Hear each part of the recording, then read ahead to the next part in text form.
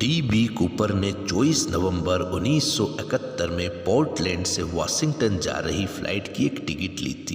Plane hijack करने के बाद उसने $2 लाख और 4 पैराशूट की मांग की थी। अजीब बात थी कि कूपर को पूरी रकम $20 के नोटों में चाहिए थी। आइए जानते हैं वो मामला जो FBI के इतिहास के सबसे महान अनसुलझे रहस्यों में से एक बन गया। अमेरिका की खुफिया एजेंसी FBI ने दुनिया के बड़े बड़े केस सॉल्व करके अपराधियों को पकड़ा है। ऐसे बहुत ही कम मामले हैं जिसको FBI नहीं सुलझा पाई हो। एक ऐसा ही अनसुलझा मामला 1971 प्लेन हाईजैक का है। ये अमेरिका के इतिहास का अपनी तरह का एक इकलौता मामला है। हाईजैकर का अपराध करने का दुस्साहस कुछ ऐसा था कि 50 साल बाद भी हाईजैकर को लेकर लोगों में दिलचस्पी बनी हुई है। सालों की जांच के बाद भी हाईजैकर को लेकर बहुत ही कम जानकारी उपलब्ध है। रिपोर्ट्स के मुताबिक उस शख्स ने डैन कूपर के नाम से फ्लाइट की टिकट खरीदी थी।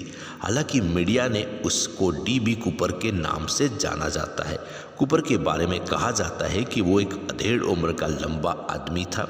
आइए जानते हैं 24 नवंबर 1971 का वो किस्सा जो FBI के इतिहास के सबसे महान अनसुलझे रहस्यों में से एक बन गया।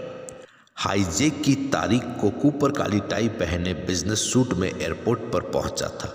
उसके हाथ में एक ब्रीफकेस था। वहां उसने पोर्टलैंड से वाशिंगटन जा रही फ्लाइट की एक टिकट ली। एयरपोर्ट पर उसके व्यवहार में केवल एक हरकत अजीब कही जा सकती थी। वो ये थी कि डी.बी. कूपर ने वन वे टिकट ली थी। उसका वापस आने का इरादा नहीं था। FBI की रिपोर्ट के मुताबिक लगभग 3 बजे फ्लाइट ने उड़ान भरी। इसके बाद जो हुआ वो किसी की कहानी से कम नहीं। पोर्टलैंड से वाशिंगटन की फ्लाइट का औसतन समय 30 मिनट का था। इसलिए कूपर ने अपने प्लान को अमल लाने में ज़्यादा देरी नहीं की। टेक ऑफ के कुछ समय बाद उसने एयर होस्टेस को एक पर्ची दी। उस पर्ची को पढ़ने के बाद अटेंडेंट घबरा गई। दरअसल इसमें लिखा हुआ था, मेरे ब्रीफकेस में बम है, मेरे पास आकर बैठो और मैं जो कहता हूँ वैसा करो। घबराई हुई एयर होस्टेस ने वैसा ही करना बेहतर समझा जैसा पर्ची में कहा गया था। कूपर ने अटेंडेंट को अपना ब्रीफकेस थोड़ा सा खोल कर दिखाया।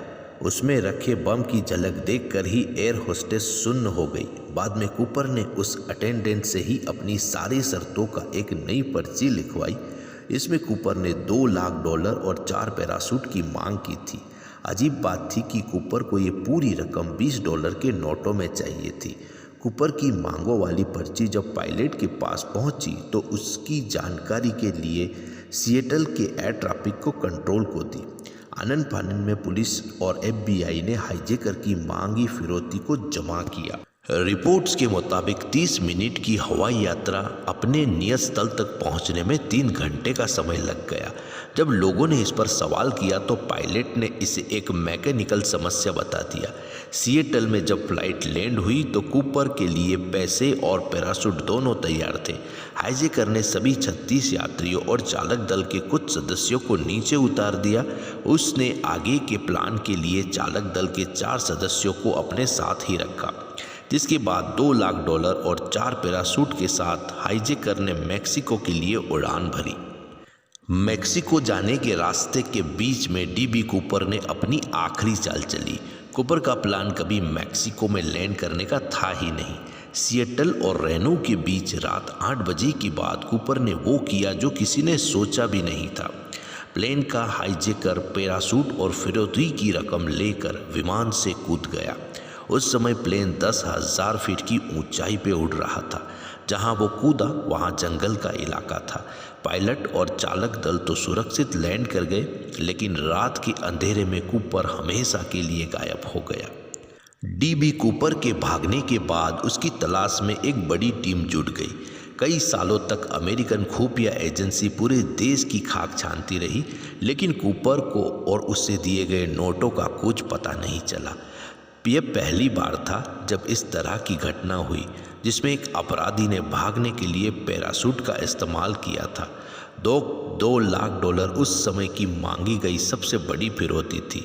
सालों की जांच के बाद भी डी.बी. कूपर कौन था, कहाँ से आया था और कहाँ गायब हो गया, इन सब सवालों का जवाब आज तक भी किसी के भी पास नहीं है।